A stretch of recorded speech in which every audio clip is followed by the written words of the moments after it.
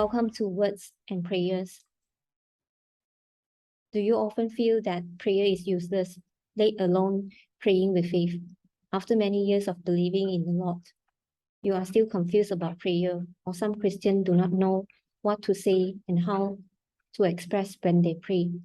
How do you pray for specific situations when no one can lead and guide? I will share how to connect with God in prayer through Jesus' prayer in the Garden of Gethsemane. You will learn that prayer is not just a simple matter of opening your mouth. Effective prayer is to learn to communicate effectively with God. If a person has a lot of suppressed emotions, prayer will definitely be blocked. So through this class, you will learn how not to suppress your emotions, but to express them freely to God. In addition, you will also learn what is called self-centered prayer. Self-centered prayer will not reach God. This class will also teach you how to pray with God as the focus and connect with God. There will be quizzes in each class, and I will design some simulation situations for you to practice how to express your emotions or prayers according to what you have learned in class to help you digest and master the content of this class more deeply. I will put the quiz questions in comments section. If you have specific questions about this class, you are welcome to leave a message in the comment area, and I will share with you everything I know. Matthew chapter 26, verse 36 to 39. Then Jesus went with his disciples to a place called Gethsemane, and he said to them, "Sit here while I go over there and pray." He took Peter and 2 sons of Zebedee along with him, and he began to be sorrowful and troubled. Then he said to them, "My soul is overwhelmed with sorrow to the point of death. Stay here and keep watch with me." Going a little further, he fell with his face to the ground and prayed, "My Father, if it is possible, may this cup be taken from me, yet not as I will, but as you will." Through Jesus' prayers in Gethsemane, we will learn the 3 steps of how to connect with God in prayer. Step 1, accept yourself, accept your emotions.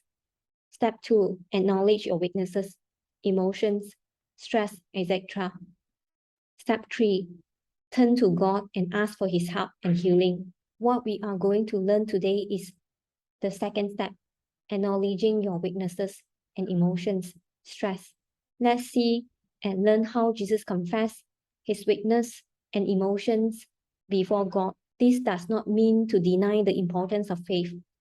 We are talking about this issue of blocked emotions. When various things happen in our life that cause us to have such emotions, we should pray like Jesus. Come true to God and confess to him. My fears, my sorrow, my pains, my hurts, my angers, etc. If we suppress these emotions, pretending that we are fine and we have to bite the bullet, as a result, these emotions that are not clear in time and become blockage in our hearts will be hardened. The faith of Jesus Christ is to teach us to live out our human natures and our true emotions, but not to teach us to blindly escape or suppress, which will not really solve the problem. You will only accumulate more and more problems and eventually become like the faith of Pharisee without knowing it. Just as Jesus rebuked the Pharisee, like a well-painted tomb, beautiful on the outside, but full of uncleanness and dead bones on the inside. Our beliefs cannot be just superficial belief. It is full of emotional trash inside. To learn to acknowledge itself is to learn to face it. This is not easy for many people because many people have unknowingly learned how to escape and close themselves growing up to live their life. Therefore, prayer in the Garden of Gethsemane may seem easy, but in fact, it is not an easy habit to develop. Not only did he admit all his emotions to God and express them to the fullest in front of God, but Jesus also did something to God that made it hard for you and me to believe. That is, he exposed his weakness and unwillingness to God in prayer. Jesus said to God, if it is possible, please take this cup away from me. In other words, Father, may I not carry the cross if I can. The meaning of this sentence is that as a child, I can say frankly with my father that I have my weaknesses and sadness, and I can't do it. You must know that punishment of the cross was extremely cruel, not only in that era, but also in our current era.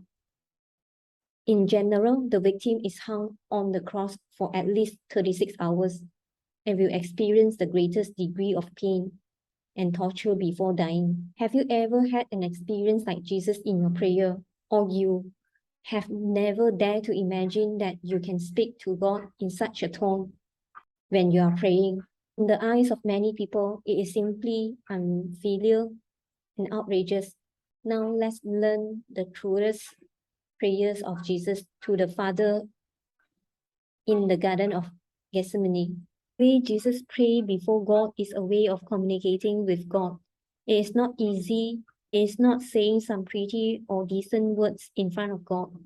And feeling polite in front of God is an act of respect to Him. It is very likely that this is superficial relationships. The foundation of faith is to establish our relationship with our Heavenly Father and Son. A respectful relationship between a father and a son is certainly needed, but there should also be outpouring of true affection, and if only the former, the relationship will be in strength. Of course, if it is just a good relationship without all, such a relationship is also unhealthy. What we are learning now is how we as children can be genuine and with our Heavenly Father before Him. When we listen to a lot of words of the Bible and expose a lot of my weakness and sinful nature, it is not that I don't want to change at the moment. It is not that I don't want to follow God's words, but change takes time and requires buffer period. So if my emotions and feelings at the moment I can't change and do it right away, then I will learn to pray like Jesus before God and say to God, God, I just can't. It's not that I don't want to, it's that I really can't do it now and I'm in pain. I want to follow your words, but I really can't do it now. At this time, whether I cry or make noise in front of God, in short, I completely open my heart in front of God. I know that I need such time and space, and God also sympathizes and understands me. The example I just gave is about my emotions and feelings. The next thing I want to say is that when I find myself limited and incompetent, powerless, as Jesus said, if it is possible, please let this cup go away. What kind of prayer should I pray to God with these words? I would say to God, Lord, I know I can't do anything for you. I'm so limited and weak. And I confess to you that I tell you all my weakness and powerlessness. That's it so far. The second step to learn is to surrender all the negative emotions, stress, weaknesses, powerlessness, etc. to God before God. Prayer is like communications with God. Communication is two-sided matter, not one-sided communications. Of course, we need to tell God what we think and feel, all of which are necessary. However, we cannot just stop here.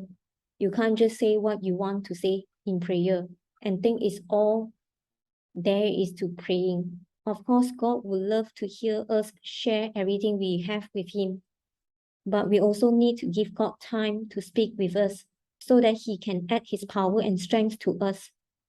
We need to go one step further. And in the next lesson, we are going to learn how to pray from Jesus, the prayer in Gethsemane, the last and most crucial step.